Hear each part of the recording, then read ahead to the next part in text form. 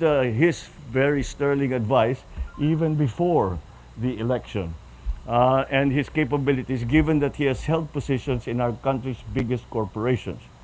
If there's one thing about, we recur to him, he will now become Sec Dec. It is, if there is one thing that is admirable about our new secretary, Secretary Go, is that despite him being comfortable in his own life, he knows he can still make a difference to our country. I trust that his fruitful years across many ventures have sharpened his acumen for the next big opportunity. He will be at the forefront when we take that leap towards economic growth. He has a vision of innovation, and Secretary Go will help us create an environment that will not just draw in investment, but realize them, ushering in an era of unprecedented growth across industries. As the SAPEA, apparently is what your office is going to be referred to, he will ensure the effective integration and implementation of various investment and economic policies of the government. Joining him in our economic team is the new Secretary of Finance, Mr. Ralph Recto. But before I go on to talk about Secretary Ralph, the reason that DECGO was chosen for this particular position is that all of you who have been traveling with me have heard from me often how that we are not satisfied just with the signing and the presentation of MOUs and LOIs. And in our discussions, I always said we have to make these real. And because many of these investments are going to be fully in the private sector, they can be PPPs, they can be joint ventures. Maharlika Investment Fund might also be involved. So his expertise lies exactly there in creating an environment that is interchangeable between government and the private sector, so as to be able to make these investments real, to make them profitable, and to make them be felt in the everyday lives of ordinary Filipinos. And I have great confidence in his abilities in that regard, simply by looking at his record and seeing the great strides that he has made with all of the different private sector groups that he has been involved with. Now, with Secretary Recto, whose name and face is familiar to all of us, he has already had a remarkable career in public service, having excelled in various roles within the government. He will be a major player on how we stay on the path of growth, meet and even surpass our medium-term fiscal targets, and the government. He will be a major player on how we stay on the path of growth, meet and even surpass our medium-term fiscal targets, and achieve our developmental targets. He will promote not just ease in paying taxes, but also in efficiently and effectively spending those collections, because the citizens' reward for tax compliance should be better and more responsive public services. He will continue to help devise strategies that will tame inflation through a basket of responses, ranging from plugging supply gaps to injecting non-monetary measures so that prices will be stable. I am certain that he will be championing reforms, leverage his influence in both houses of Congress into passing bills that accelerate growth, draw in investments, and create better jobs, while raising funds that will be invested back for human and physical capital formation. Many of the measures that make tax regimes more efficient, easy to administer and to comply with, and equitable are in the advanced stages in the House, both houses of Congress. The proverbial low-hanging fruit, which can be picked by the towering stature of these two gentlemen here.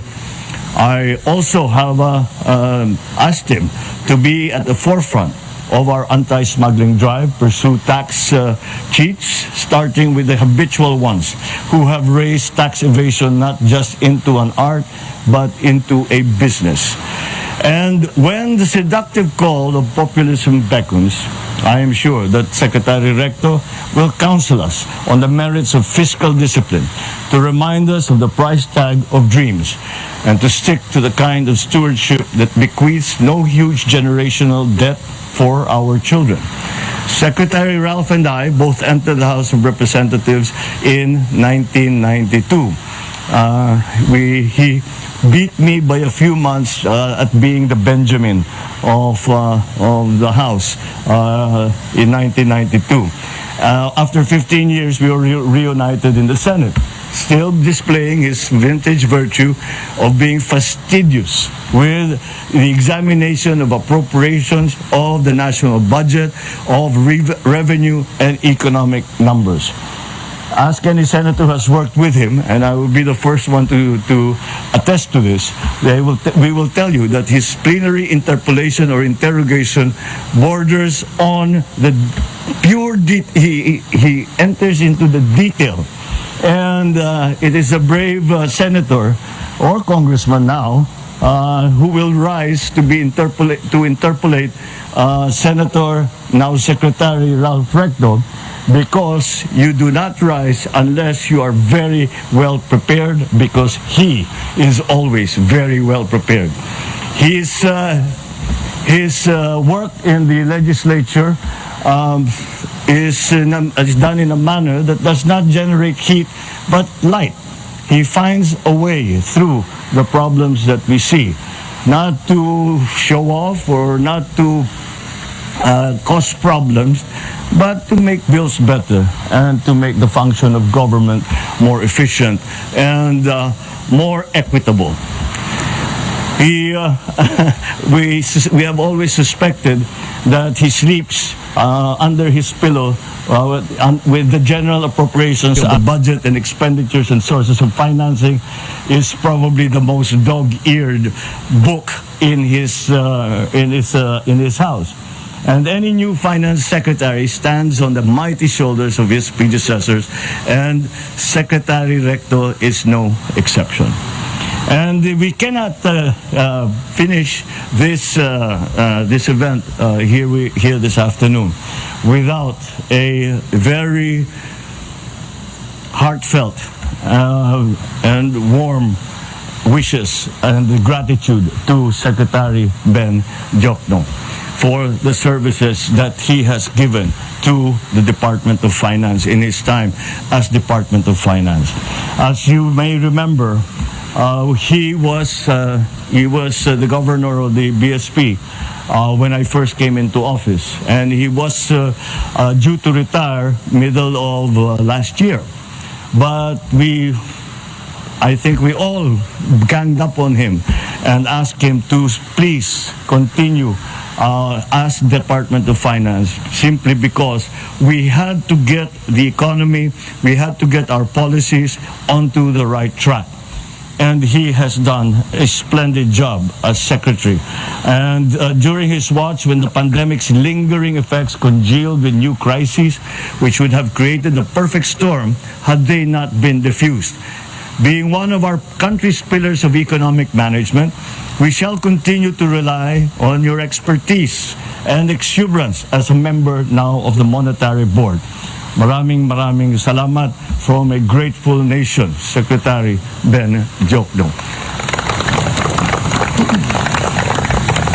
The original plan actually was for us to, I asked Secretary Ben Jokno if he would like to join the Maharlika Investment Fund and the management of that, and to also serve as a liaison between the private sector in that capacity in the Maharlika Fund, as a liaison between government and the private sector and the fund.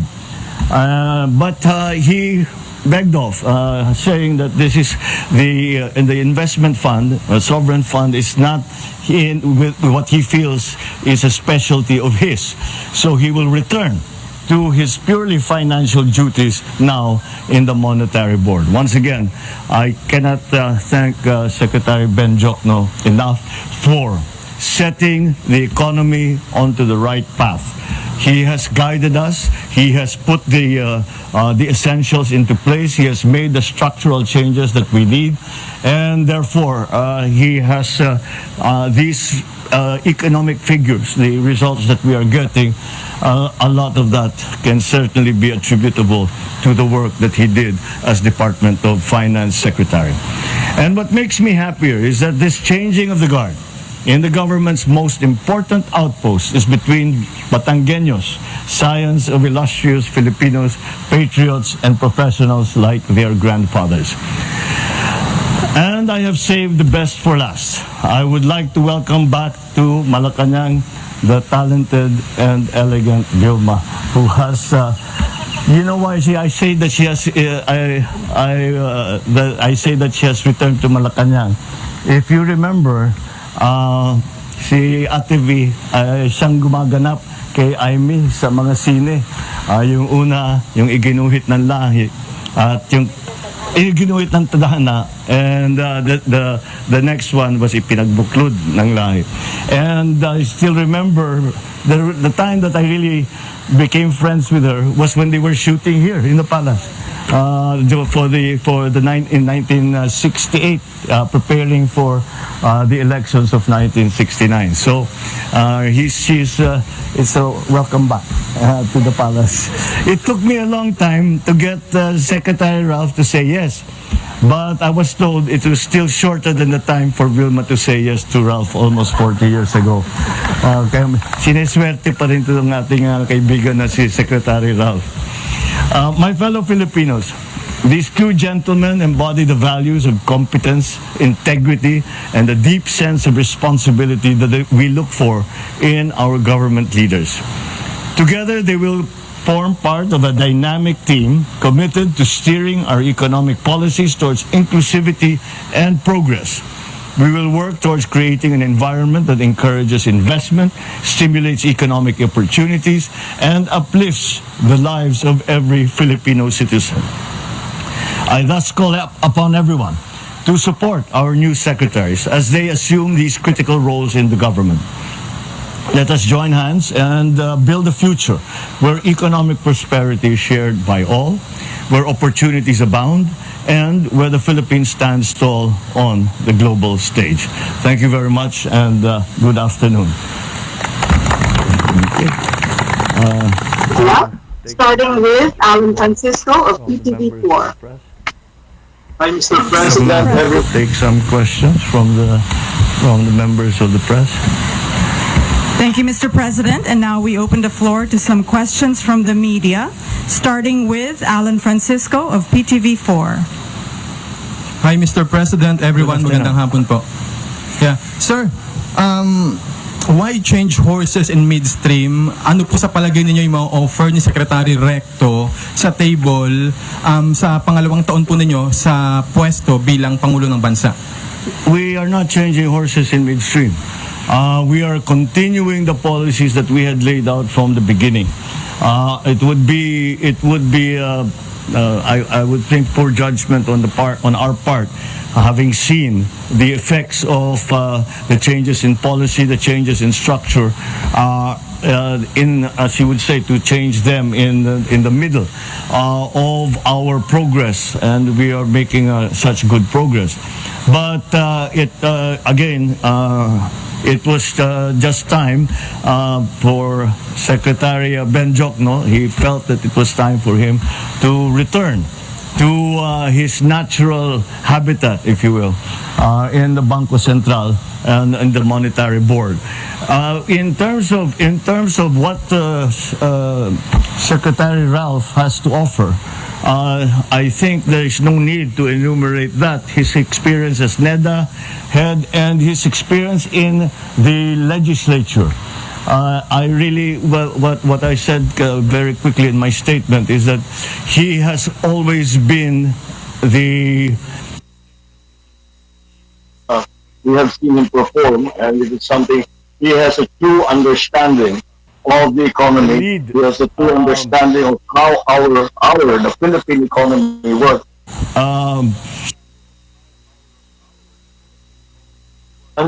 We have so many new ideas and new commitments that we have taken on so that for the improvement of the economy. And I think that Secretary, now Secretary Rao, will be very important in coming up with these new ideas that we still need for the transformation of the Philippine economy. So the policies remain the same. The fiscal discipline will remain the same. However, we are, again, as I said, looking to see if there are any new ways to handle that. And I still had hope for Secretary Benjok to continue in that role, but I see that he has chosen now, as I said, to return to the BSP and the monetary. Sir, last question. May dapat bang asahan, sir, ang publiko na tax reform under the leadership of Secretary Rector sa Finance Department? Well, I don't want to preempt the Secretary in making any of these announcements. Let's allow him to pumasok muna siya and let him have a look. I know that he's fully cognizant of all of the different issues that are prevalent in the Department of Finance. So let us allow him to make his analysis, and we will leave it to him to make those announcements when the time comes. Thank you, sir. Thank you. Thank you, Alan. Raquel Bayan, Radio Filipina. Good afternoon, sir. President Marcos, sir, do you have a specific project or program in mind that you expect to achieve or implement faster and better with the Secretary Rector in the U.S.? You have been reading online. We actually sat down just a few days ago and made a list of priorities in terms of specific projects, in terms of the development of the proposals that were made during the trips that we made abroad. So yes, there are very specific. There is not just one. There are several. And in fact, I'm meeting with the economic team right after this to explain exactly what those are and how we intend to proceed. Those projects will be prioritized in the sense that I have asked Secretary Rector. I have said that these are the areas that we absolutely have to get done, so that we can continue on this path that we have been on for the last year and a half in the improvement and the transformation of the economy. Thank you, sir. It's not a small list either.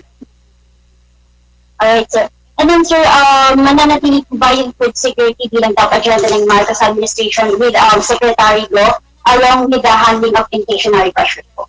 Well, any economy or any economic manager in any country is now really focusing on the problems of that inflation as well. We began when we started out was to say that we were worried about perhaps the GDP ratio and that we would have to grow the economy out of that debt. We have moved certainly in that direction.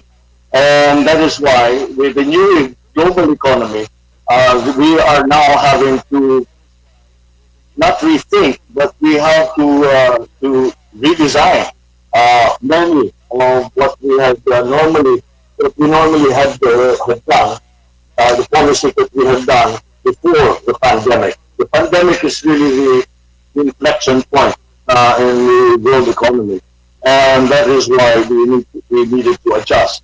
So yes, food supply remains critical. These are the lessons learned from the pandemic economy.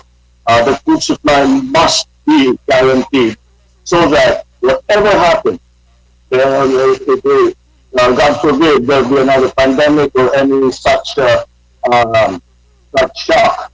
to the global economy with the attendant problems that brought about price supply chain problems, price supply problems. That food supply must first be guaranteed within the country. So, and the large part also that the food commodities, agricultural commodities plays in the inflation picture.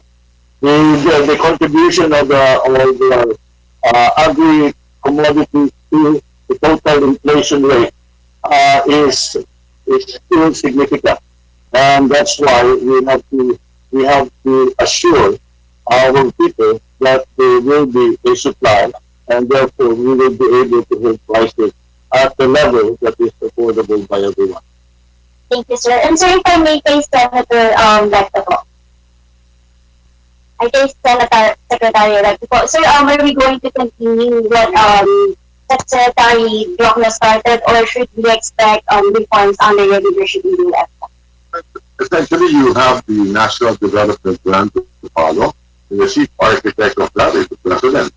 You have the macro fiscal framework, and there is a plan, there is a roadmap, but essentially we will continue. Thank you, sir. Good afternoon, Mr. President. Good afternoon, everyone. This question is for Secretary Recto. Sir, following your appointment po as Finance Secretary, what is your first order of the day po? Number one is to collect for next year, I think 4.3 trillion in taxes. 3 trillion with the BIR, 1 trillion with the DOC, and I think the Treasury is about 300 billion. It's all about fiscal sustainability. And like I said, you have a National Development Plan to fund. Eventually, we will be borrowing 2.7 billion next year. So every night when I wake up in the morning, dapat ang na-collector natin more or less 20 billion. The requirements of government. So, and to make sure that that money is spent wisely. The idea is to stretch every peso.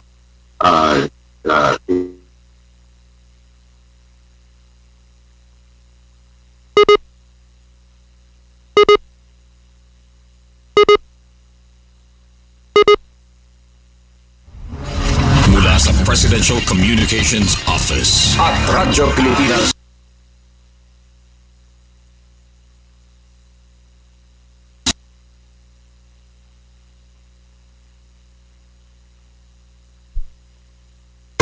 Time to celebrate kulturang Pinoy, tradisyon, musika, sining, literatura at iba pa.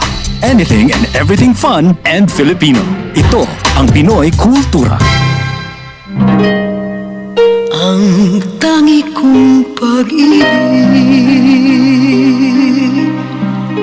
You probably haven't heard these in the last 50 years or at all. They're called kundiman songs, a genre of traditional Filipino love songs first heard in the 1800s. It springs from the kumintang, a true indigenous pre-colonial style of courtship or bridal song from the Tagalog region. Many confuse the kundiman with the harana. Understandable, but there are differences. Wikipedia says it's the traditional way of serenading, but they differ in time and structure. The kundiman having a moderate 3/4 time, beginning in a minor key and ending in the parallel major. Filipino musician Floranta Aguilar says the harana is straightforward and simple, always has a guitar solo intro, and authentic ones put the singer in the act of serenading, like Dungawin Mo Hirang. Dungawin mo He says a notable difference, it's fatalistic lyrics. Kaawa-awang tao or sitwasyon where the lyrics portray one's choices or actions make no difference because everything is left to fate. Sabi niya, kadalasan ang manganganta ng kundiman ay heartbroken or sawi. Mahirap lang at ang tanging alay niya ay ang kanyang walang kamatayang pag-ibig. Is willing to suffer for his love, even die for it. As seen in the lyrics Jose Rizal wrote in his kundiman, ibubuhos namin ang dugot babaha, matubos nga lamang ang sa amang lupa, portraying his intense love for country.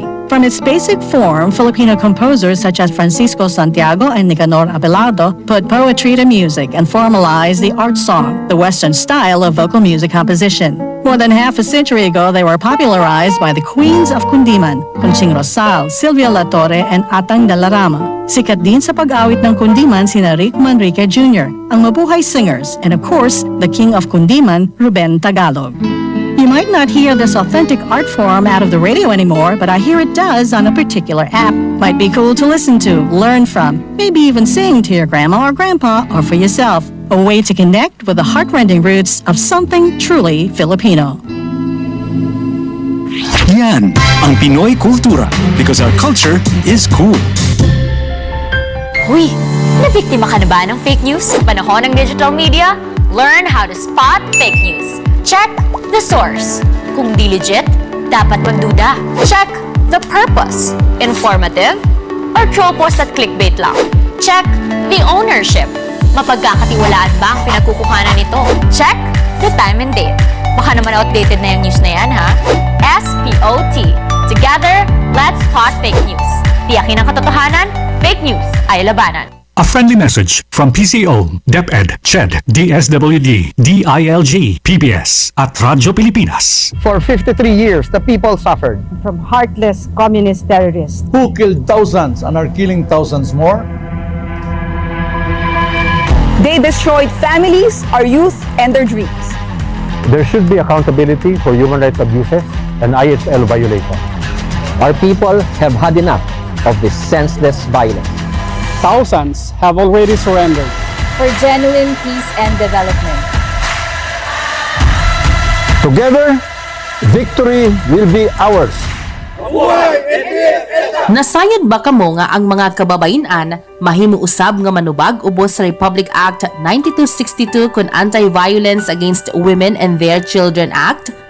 Ang maong balaod nagprotektar usab sa mga babae nga adunay sexual or dating relationship sa usa-usab ka babae kun lesbian. Sa higayon nga ang usa ka babae biktima sa pagpang-abuso sa iyang partner nga usa-usab ka babae, mahimo kini niya nga ireklamo ubos sa RA 9262. Atong pakigbatukan ang pagpang-abuso sa mga kababayenan ug sa mga bata. Usa ka pahinumdom gikan sa DYMR Radyo Pilipinas Cebu. Hisgutan sa kahanginan. Kauban si Jessa Agua Ylanan sa Radyo Pilipinas Cebu. Atong takda alas 3:25 sa kahaponon. Welcome diri sa atong programang Hisgutanan sa Kahanginan. Karon pa ta makasud no? Kay atong gihatagan og higayon ang pagpadangat sa live feed gikan sa Radio Television Malacañang. Milabot na sa live updates gikan sa Malacañang Palace mismo. Diin nagpahigayon og press briefing si President Ferdinand Marcos Jr. Kauban ang Malacañang Press Corps kun MPC. Yung gitubag ang mga pangutana sa mga tigbalita dito sa kauluhan. May labot na sa mga kalambuan sa gabinete o sa mga pulisya ubos sa iyang administrasyon. Gani naasab dito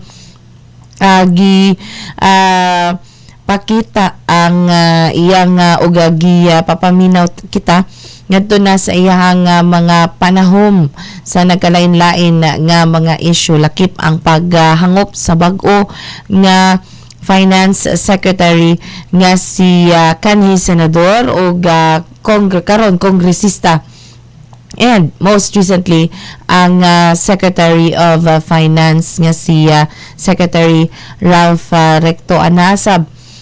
Gani nakita nato sa live feed ang kining ang ang kapikas rather ni Secretary Recto nga ang artista nga si Vilma Santos gani niya namulong to atong presidente sa ilang pagkaila sa usag-usa personal nga pagkaila. Of course kay puros man sila mga high profile si Vilma Santos usa ka sikat nga artista ug si President Bongbong Marcos isip presidential son and also as a public servant himself sa Senate, sa kining House of Representatives and dito sa Ilocos Norte mga kaigsuunan. So doon na to yung mga pangutana no ang mga tigbalita sa atong presidente mismo diin iya kining gitubag mga kaigsuunan. Medyo naputol lang to ang feed Sir June no. Murag towards the end na unta to sa briefing mga kaigsuunan o murag anaa sa YouTube na padayon Sir June kung anahuman na di ay akong gitanaw din sa YouTube sa RTV Malacañang mga kaigsuunan ang gipahigayon nga briefing Kauban ang Malacanang press corps mga kaigsuonan. Ubay-ubay mga kalihukan natong presidente karong adlaw no dito kinisiya kaganina sa groundbreaking and awarding ceremonies sa National Housing Authority new housing project sa may Bacoor, Cavite diin ang groundbreaking sa pagsugod sa konstruksyon sa duha ka 5-story building sa Syudad Kaunlaran Phase 2 ug ang awarding ceremony ngadto sa 360 families nga mookupar sa unom ka mga building sa Phase 1 dito ni ang gitambungan gid mismo ni President Ferdinand Marcos Jr. So pakana mi adto sa gana siya sa may Batasan Hills, Quezon City alang nga sa pagtambong sa ika-73 kung 73rd founding anniversary sa Department of Social Welfare and Development diin nakauban sa presidente ang nagkalain-lain nga mga tinugyanan sa DSWD lakip si Secretary Rex Gatchalian magkaisunan ang sang selebrasyon sa ika-73 kung 73rd anniversary sa DSWD maawang DSWD Angels in Red Vests, Empathy on Action, Integrity in Service, Unity in Community. Nga mao'y nagkalain-lain nga mga kalihukan usab ang pagabuhaton sa DSWD lukop nasod nunot na kana niini mga kaigsuonan. So and then ang iyang gipahigayon nga briefing dito na sa Malacanang Palace mismo. Diin doon na to zero waste unsa tong kalihukan kaganina nga yang gitambungan kuan pa man to barong pa man to atong presidente nga ni tambong o nango sa maong press briefing dito mismo sa Malacanang Palace mga kaigsuonan. Alas 3:30 pansa di pa kanato tayong timbayaon at nato mga kaigsuonan nga naminaw sa ilang mga radyo pinagi sa 576 kHz sa AM band ug sa atong mga higala nga naa sa atong YouTube channel ug sa atong Facebook page ang Radyo Pilipinas sa Cebu. Makitaan gid ni si Sir Ed bisan asang unsang layo kay ga siga-siga gid ni iyang dry fit makaigsuonan. Viva Pit Senior kayo kay speaking of Viva Pit Senior Sir Ed karon ang opening salvo sa Sinulog Festival sa City Hall ug sa Sinulog Foundation Incorporated. Anaga ni dito si Angelita Hapal sa Basilica Menor del Santo Niño de Cebu alang na sa misa and sa pag blessing na magpa-blessing man na atong Sinulog Foundation Incorporated ug atong city government sa di pang hingpit nga kick-off dunay hamubong parada gikan sa Basilica Menor del Santo Niño de Cebu paingon na sa Cebu City Sports Center kuna sa Abeliana. So kung doon na mo'y plano mo agi sa Jones, good luck na lang ninyo kay traffic pa karon panahon na mga kaigsuonan. Hinoon doon na naman ay traffic advisory nga gipadangat ang Cebu City Transportation Office. Hinaot nga wata malipat ni ana no kung doon natin mga katuyuan sa may Jones area, Fuente to Jones area dihas may kining Abeliana rather to Basilica area. Medyo muot yun ang pagdagan sa trapiko tungod lagi na sa opening salvo karon hapuna mga kaigsuonan. Gani sa atong Facebook page Radyo Pilipinas Cebu makita ninyo ang pipila ka mga updates dito gikan ni Angelita Hapal diin. Dunay misa ang atong mga city government officials anaa didto pahigayon sa opening mass and opening ceremony kaning sponsored by Sinulog Foundation Incorporated and Cebu City Government ang misa sa alas 2:30 mga kaigsuonan. Wa man live ning Sinulog Foundation sa opening salvo mga kaigsuonan nangita ta dinhig live feed mga higala diin ang doon na live feed Sir June karon na dayon ang human sa misa murag na apay misa nagpadayon pa opening salvo sa sinulog sa Cebu karong adlaw gikan sa Basilica Minor de Santo Niño de Cebu. Murag paingon na ni human ang misa. Human ni ining opisyal ug formal nga ideklarar ni Cebu City Mayor Michael Rama nga bukas ang Sinulog Festival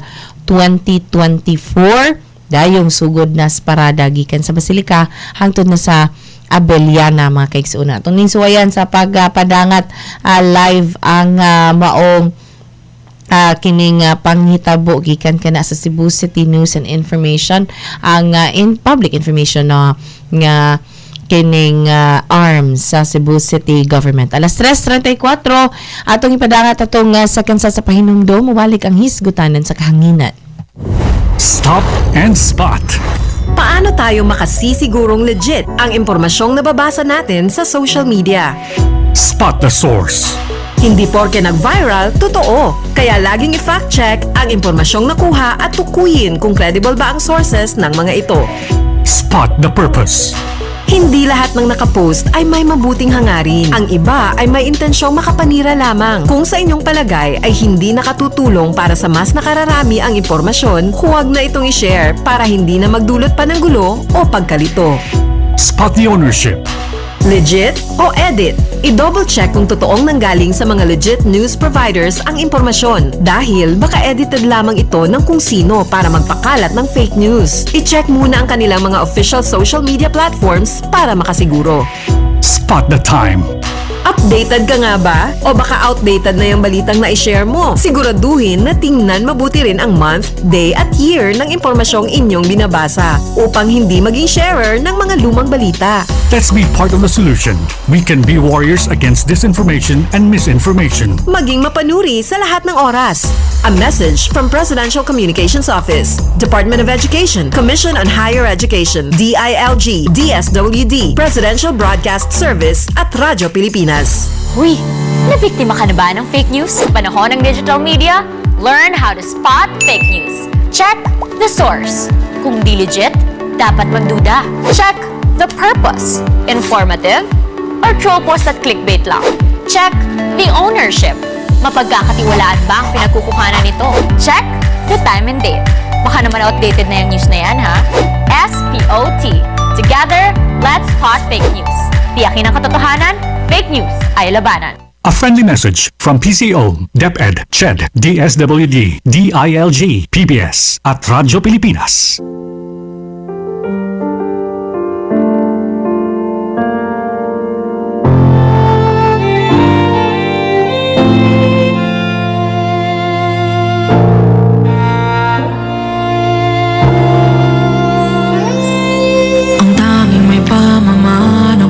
Edukasyong Pilipino, tinuturong galing at talino para maabot ang pangarap mo. Ang tanging handog ko sa'yo'y Edukasyong Pilipino. Diskarteng mula sa puso, mamamangha ang mundo. Matatag na mga guro, matatag sa mga pagsubok, matatag na mga mag-aaral, matatag na talino'y umiiral. Hinaharap ang hirap, walang takot sumugod, humahanap ng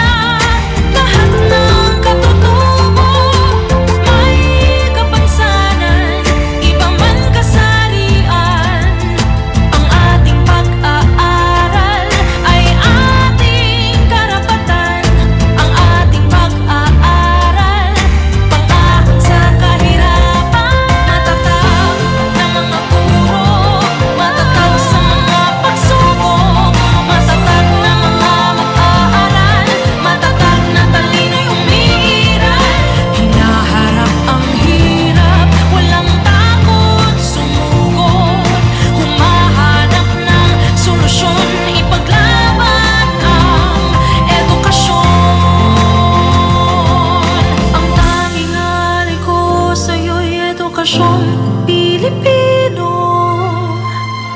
Matapat ng pamamaraan, maunlad na kinabukasan.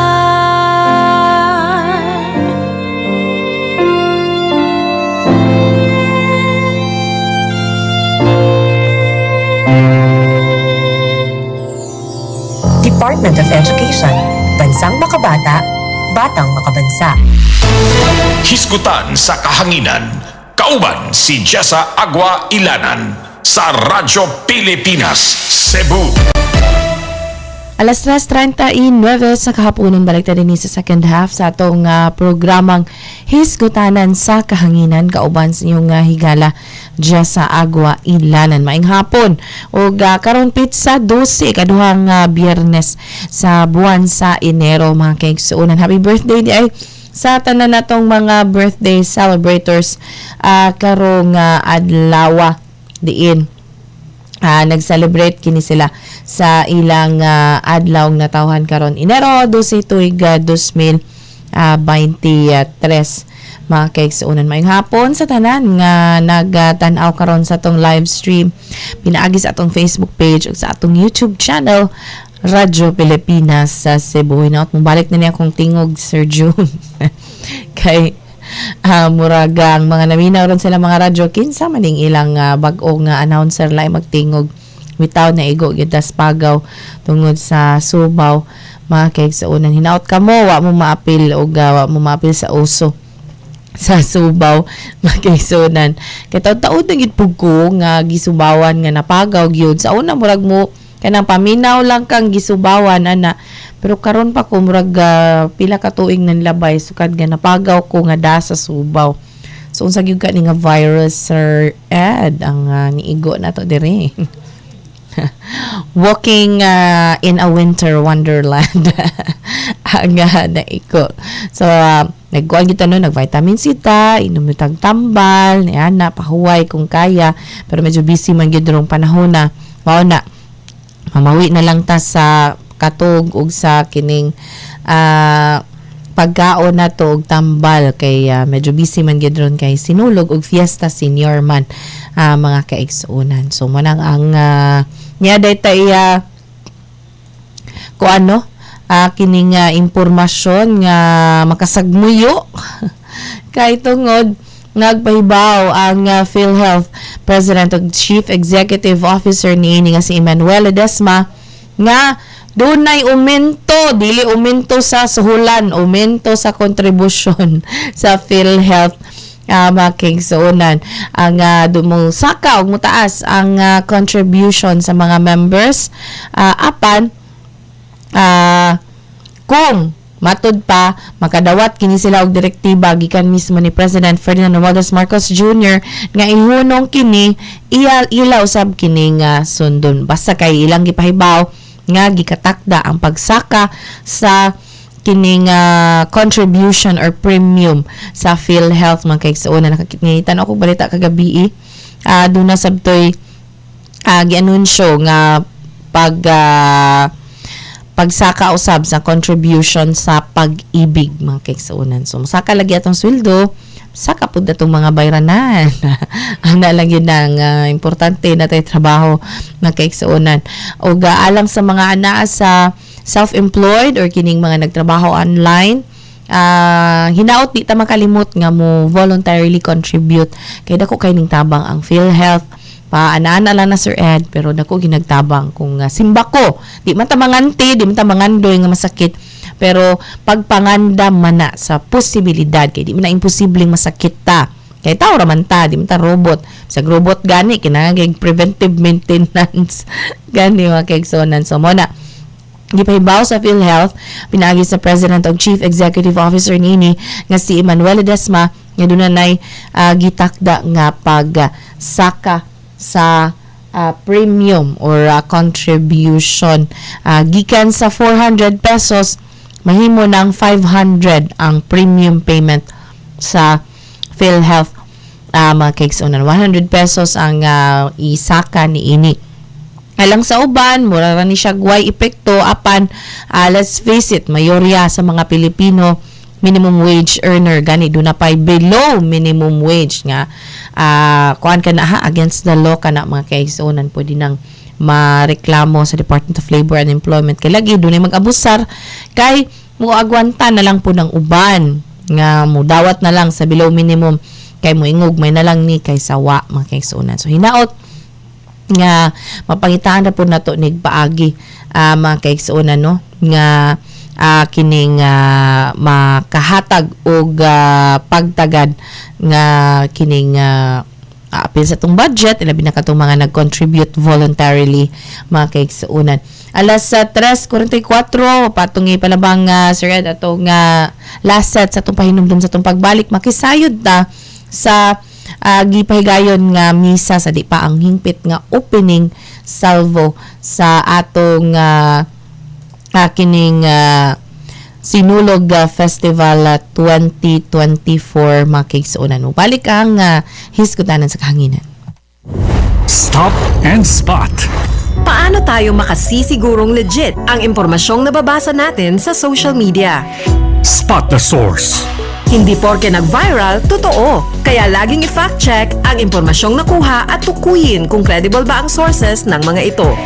Spot the purpose. Hindi lahat ng nakapost ay may mabuting hangarin. Ang iba ay may intensyong makapanira lamang. Kung sa inyong palagay ay hindi nakatutulong para sa mas nakararami ang impormasyon, huwag na itong i-share para hindi na magdulot pa ng gulo o pagkalito. Spot the ownership. Legit o edit? I-double check kung totoong nanggaling sa mga legit news providers ang impormasyon dahil baka edited lamang ito ng kung sino para magpakalat ng fake news. I-check muna ang kanilang mga official social media platforms para makasiguro. Spot the time. Updated ka nga ba? O baka outdated na yung balitang na i-share mo? Siguraduhin na tingnan mabuti rin ang month, day at year ng impormasyong inyong binabasa upang hindi maging sharer ng mga lumang balita. Let's be part of the solution. We can be warriors against disinformation and misinformation. Maging mapanuri sa lahat ng oras.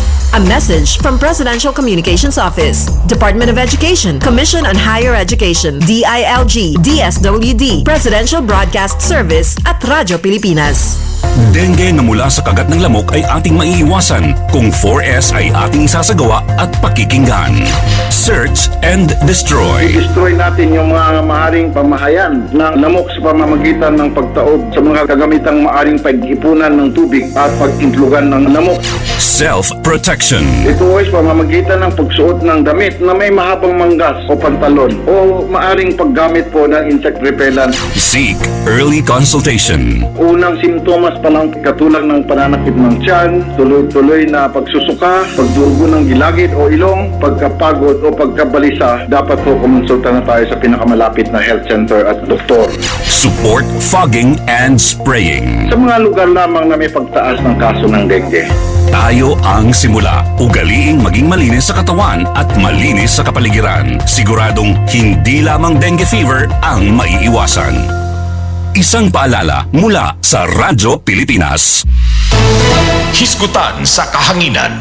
Kauban si Jessa Agua Ylanan sa Radyo Pilipinas, Cebu. Kamagyapan na minaw sa istasyon DYMA Radyo Pilipinas sa Cebu 576 kHz sa AM band o makita o madungog online pinagi sa atong live streaming ang Radyo Pilipinas Cebu Facebook page and YouTube channel mga kaigsuonan. So dunay nagpadayon no sa atong paglili din ni sa broadcast murag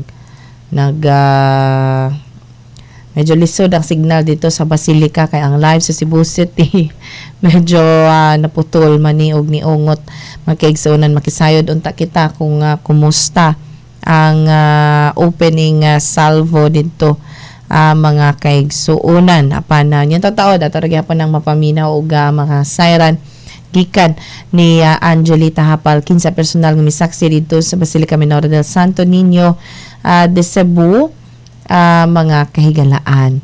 Pan sa di pa kana ato una nga paminawon ang homily sa gipahigayon nga misa ni Monsignor Joseph Alesna may labot na sa kining fiesta or kining sinulog 2024 atong paminawon ng tipik niini unya tataod lain pasab nga mga updates gikan sa atong nagalain-lain nga mga LGUs dinhi sa Central Visayas.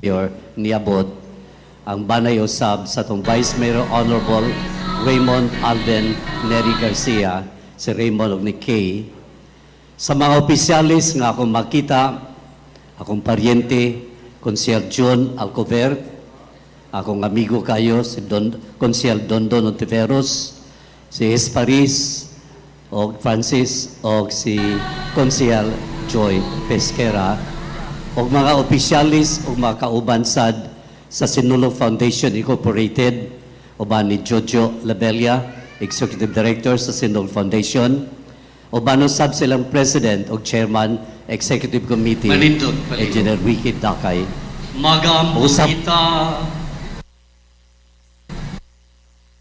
dinhumaning misa karon ideklarar sa atong talawrong mayor sa Cebu the opening salvo of the Sinulog Mardi Gras Festival 2024. Kung atong hinumduman, sukad pa niya itong 2021, gipadayon hantod tuiga 2024, ang atong mga kaparian, labi na niya diri, mga diyosisano o relihiyoso, mahinumdum, nga gipadayon lang gihapon ang tema uban sa pag-aprobar sa atong Catholic Bishops Conference of the Philippines nga gitawag the Synodal Church. Uban sa mga components niini, communion, participation, and mission. O karon tuiga agi pagpangadlam sa atong ika-459 nga kapistahan ni Sinyo Santo Niño, gipadayon gihapon ang maong tema.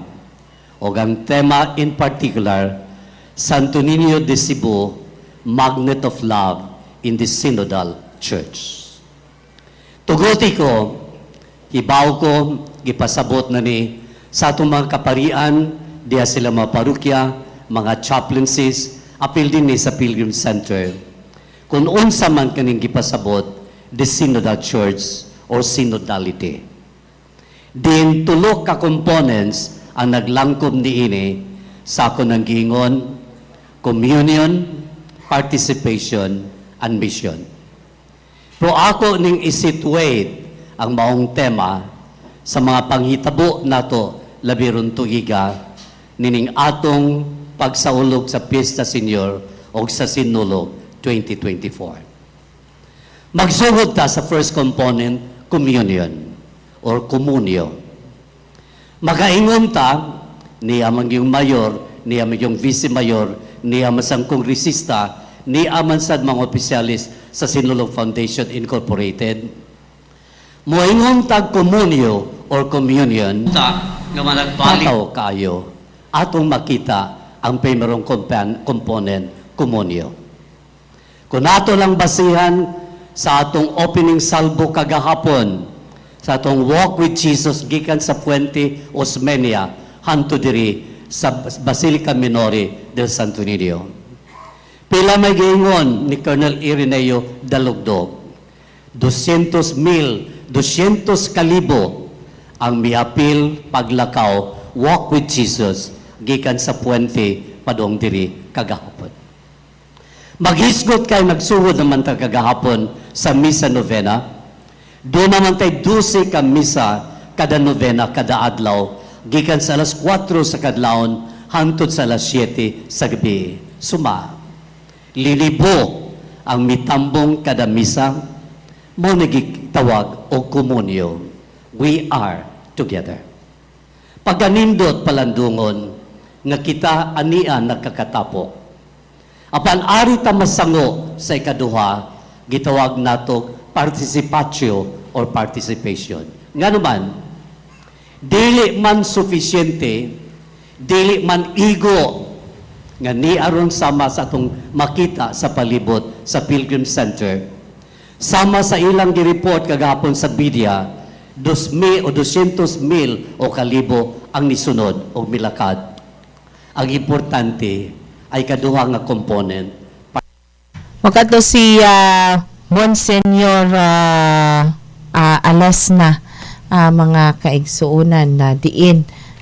Boy Alesna, diin ang maong opening mass sponsored by Cebu City Government and sa Sinulog Foundation Incorporated. Nagpadayon o gani padung nanighuman basin sa atong monitoring dinhi sa Cebu City News and Information ang PIO kung Public Information Office nga arm sa city government. Dayon ang human sa misa marag pa-final blessing na ni si Monsignor Roberto Boy Alesna, mga kaigsunan. Human niini hingpit nga i-deklarar ni Cebu City Mayor Michael Rama Kauban ang konseho pinanguluhan ni Vice Mayor Raymond Alvin Garcia na bukas ang Sinulog Foundation Sinulog Festival 2024. Alang sa masayod kining Sinulog Festival ang cultural aspect sa kapistahan sa Senior Santo Niño de Cebu ug ang religious or spiritual aspect niini mao ang ika-459 nga Fiesta Senior, mga kaigsunan. Kagahapong adlaw ang opening salvo pinagi sa Walk with Jesus, diin 200,000 individuals ang ni tambong ni prosesyon gikan sa Puente Osmeña ngadto na sa kining Basilica Menor na Santo Niño de Cebu, and then naggisugdan ang labing una nga novena mass until ni last kini until the evening alas 7 ang last mass, mga kaigsunan. So unya taw-taw dato ning pakisayran dinhi kun atong matawgan si Angeli Sir Ed kung may ba siyang signal dito kay medyo nagproblema gyud ang live streaming gani sa City Hall, mga kaigsunan. So unya taw-taw mo balik ko alang sa tong mga balita og wa tay operation lokal kay doon natay Philippine Basketball Association nga live coverage. Daghang salamat og maayong hapon kanatong tanan. Pakinggan, panoorin, agaran in real time o balikan sa pag-scroll up and down. Mga balitang dapat malaman, impormasyong tunay at napakikinabangan. Saan ka man sa buong kapuluan. Bangon sa bagong sigla. Kababayan. Kasama ang social media. Powered broadcaster ng bagong mamamayan. Tapat sa pag-uulat. Ito po ang Presidential Broadcast Service sa Metro Cebu. Radyo Pilipinas, 576 AM. Oras sa DYMR Radyo Pilipinas Cebu, alas 3:56. Mula sa pinakamalawak na newsroom sa buong Pilipinas. Ito ang Radyo Pilipinas News Update. Mayang hapon na niya na mga balita nga po sa itong Kauban din sa DYMR Radyo Pilipinas Cebu. Una tayo sa balitang lokal. Sinulog Festival 2024 hingpit ng ablihan karong hapon. Detalye ania si Angeli Tahapal.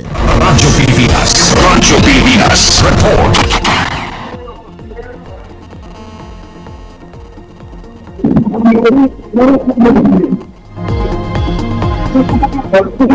Angeli? Atong deklara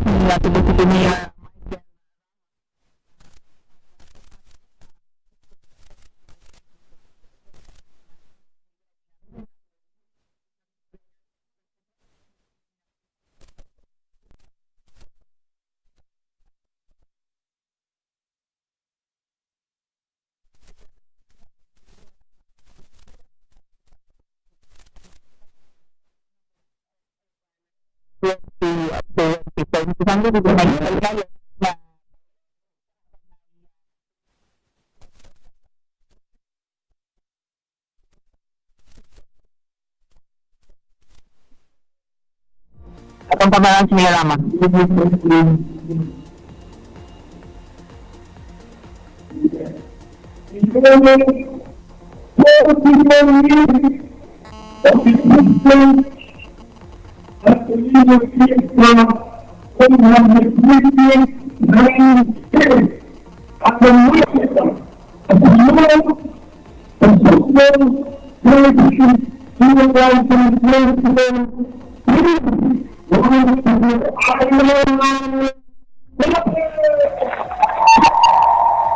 Kapag pagbukas ako magpapabag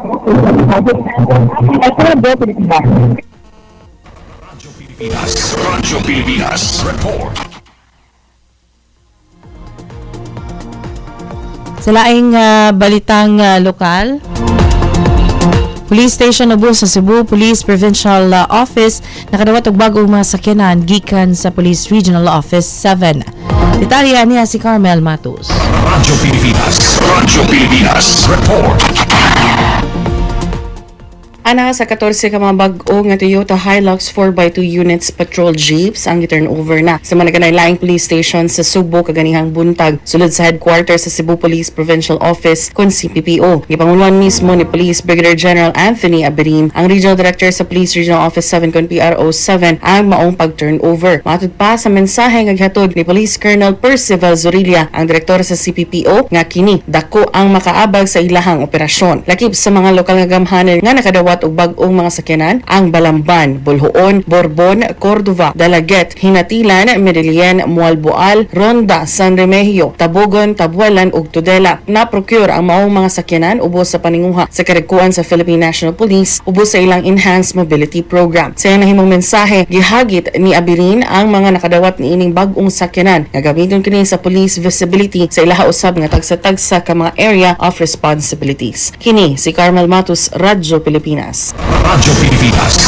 Pilipinas Report. Sa katapusang balita, campus sa Cebu Normal University hayan tukuron sa lungsod sa Minglanilla. Detalye niya si Sheila Gravines. Radyo Pilipinas Report. Mga kadagkuan sa Cebu Normal University or CNU nagdala og maayong balita alang sa mga taga lungsod sa Minglanilla sa Subo ato sa ilang pagbisita kang Mayor Rajiv Inad sa miaging adlaw. Tingwa sa kadagkuan sa CNU nga magtukod og campus sa lungsod sa Minglanilla sa habagatang bahin sa lalawigan sa Subo. Kini aron di na kinahanglan moanhi dinhi sa syudad sa Subo ang mga taga Minglanilla nga gusto mo eskwela sa CNU. Kini nga kalambuan gikalipay ni Mayor Inad gumikan kay gusto niya nga makaeskwela ang kabataan sa ilang lungsod sa tunghaan nga makabaid sa ilang kaalam ug makatabang nila nga mahimong responsable nga mga miyembro sa katilingban. Sa pagkutlo ni balita wa pa matino kung kanusa sugda ng katukuran sa campus sa CNU diha sa lungsod sa Minglanilla. Kini si Sheila Gravines alang sa Radyo Pilipinas. Radyo Pilipinas Report. O kato naglangkob sa mga balita nga nahipos sa mga kauban dinhi sa DYMR Radyo Pilipinas sa Cebu. Padayon sa pagpaminaw sa estasyon DYMR Radyo Pilipinas pinagi sa 576 kHz sa AM band og sa ato usabang nga pagsibya online sa atong Facebook page o YouTube channel Radyo Pilipinas sa Cebu. Musunod na ang atong live coverage sa Philippine Basketball Association. Nagsalamat, mayong hapon. Mula sa pinakamalawak na newsroom sa buong Pilipinas. Ito ang Radyo Pilipinas News Update.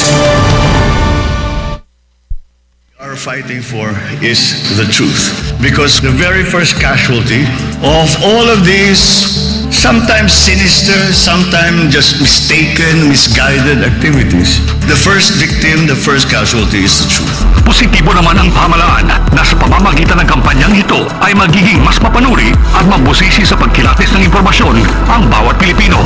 We will help them, but people have to learn to be able to discern for themselves what is real and what is not, what is propaganda, what is fact, what is data, and what is speculation. Tiyakin ang katotohanan. Fake news ay labanan. Isang mensahe mula sa Presidential Communications Office at Radyo Pilipinas. Dengue na mula sa kagat ng lamok ay ating maiiwasan kung 4S ay ating sasagawa at pakikinggan. Search and destroy. I-destroy natin yung mga maaring pamahayan ng lamok sa pamamagitan ng pagtaod sa mga kagamitang maaring pag-ipunan ng tubig at pag-implugan ng lamok. Self-protection. Ito ay sa pamamagitan ng pagsuot ng damit na may mahabang manggas o pantalon o maaring paggamit po ng insect repellent. Seek early consultation. Unang simptomas pa ng katulad ng ng pananakit ng tiyan, tuloy-tuloy na pagsusuka, pagdurugo ng gilagid o ilong, pagkapagod o pagkabalisa, dapat po kumonsulta na tayo sa pinakamalapit na health center at doktor. Support fogging and spraying. Sa mga lugar lamang na may pagtaas ng kaso ng dengue. Tayo ang simula. Ugaliing maging malinis sa katawan at malinis sa kapaligiran. Siguradong hindi lamang dengue fever ang maiiwasan. Isang paalala mula sa Radyo Pilipinas.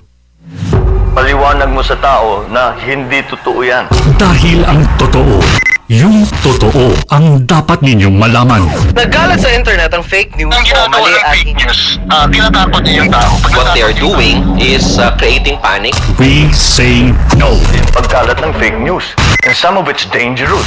Sana iwasan po natin pag-spread ng fake news. At di magpapakalat ng disinformation at misinformation ang kasulukuyang administrasyon. Stop telling us fake news because you're wrong. Para sa totoo at mapagkakatiwalaang mga balita at impormasyon, Radyo Pilipinas. Sports 918. Dahil we know you want more. Join us sa Huddle ng Team Sports 918. Tatalakayin mga game highlights, Team standings and other updates. pag-uusapan mga latest happenings tungkol sa inyong favorite athletes. Sa ganda ng takbo ng diskusyon, Award talaga sa kaalaman. kaya tara at samahan si Ria Arevalo sa Sports 918 dito sa Radyo Pilipinas 2 918 AM. Start your engines. Line up the grid. Get the latest news, reviews, and previews in the world of motor racing. Huwag magpahuli. Beyond the track pagdating sa updated results, The loudest buzz. pati na rin sa mga happenings and whatabouts ng mga drivers in and outside the racetrack.